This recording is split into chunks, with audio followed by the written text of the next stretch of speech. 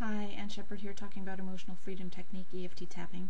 And it's always nice to hear a little anecdote of actual tangible results.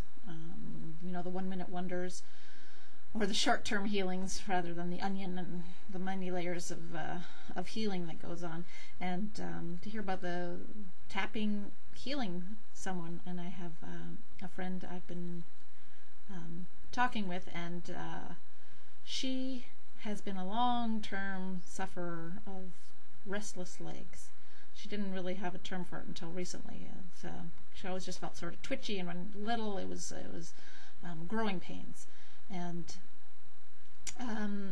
we've been doing some research, and we found out, well, the pharmaceutical companies have glommed onto this, and it is an actual condition where you just feel like you can't keep your legs still. There's an ache, there's an urge to stretch, to flex, to move, and it's you can't ignore it, and it's very frustrating, and it happens most often when you're sleepy and very tired and about to go to bed, which is of course when you want to be relaxing the most. Well, we worked on this a little bit, and the research that we did came up with a practitioner who had never heard of it, and came across someone at a social event, and they were talking about this restless legs. And he was mystified, and he did a little bit of work with her right on the spot, and came up with something that really resonated with my friend, is that at some point you were in a situation where you wanted to run, where you wanted to get away from it, yet conditions didn't allow you. If you were too young, or there was no way to get away, or it was all emotional, and you actually suppressed the flight instinct of fight or flight, and neither you weren't allowed to fight either. So really your legs really wanted to take you away from that situation, and they succumbed, or they were overridden by rational, or the necessity of staying there.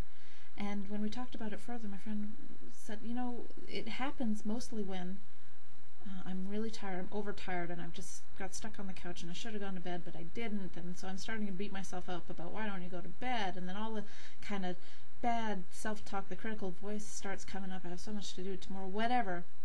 And so it made a perfect sense. It's because to her, she was like, oh, I'm starting to feel bad, I'm starting to beat myself up because I should have gone to bed, I shoulda, as someone says, I should all over myself.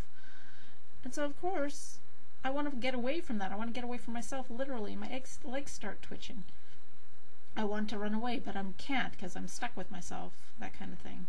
And we thought, isn't that interesting? She's been tapping on that and using that notion of, even though I wanted to run away, and a long time ago I wanted to run away and I couldn't, and you listened to me, but you were frustrated, I deeply and completely love myself. Did some tapping, and she really experienced almost immediate healing. And it still comes up when she's in that state of being overtired and things going through her mind, but to a much lesser degree. And she had done tapping in the past on the feeling of it, and even though it's itchy and I have to flex and it's driving me nuts, and that helped a little bit, but this one kind of struck a nerve. So if you've been tapping on something and you haven't had the healing that you'd like, just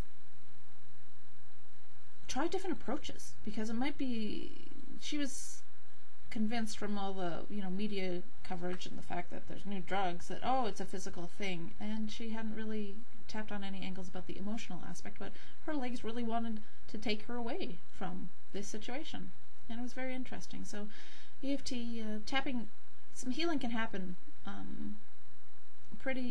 what feels instantly after a lifetime of tapping, but it can happen, and maybe it's just a different angle that you have to take.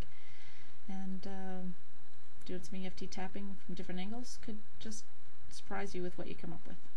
Take care.